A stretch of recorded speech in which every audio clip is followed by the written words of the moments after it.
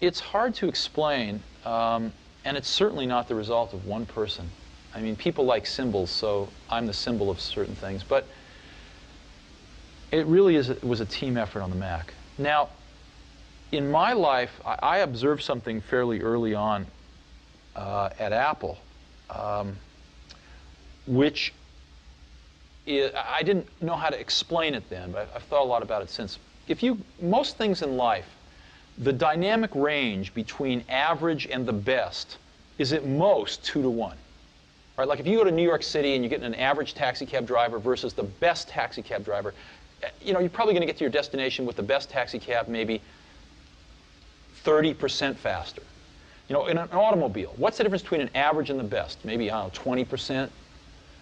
The best CD player and an average CD player, I don't know, 20%. So 2 to 1 is a big, big dynamic range in most of life. In software, and it used to be the case in hardware too, the difference between average and the best is 50 to 1, maybe 100 to 1. Easy.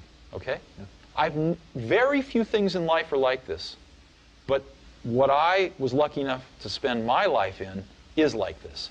And so I've built a lot of my success off finding these truly gifted people and not settling for B and C players, but really going for the A players. And I found something. I found that when you get enough A players together, when you go through the incredible work to find 5 of these A players, they really like working with each other because they've never had a chance to do that before. And they don't want to work with B and C players, and so it becomes self-policing, and they only want to hire more A players. And so you build up these pockets of A players, and it propagates. And that's what the Mac team was like. They were all A players. And these were extraordinarily talented people.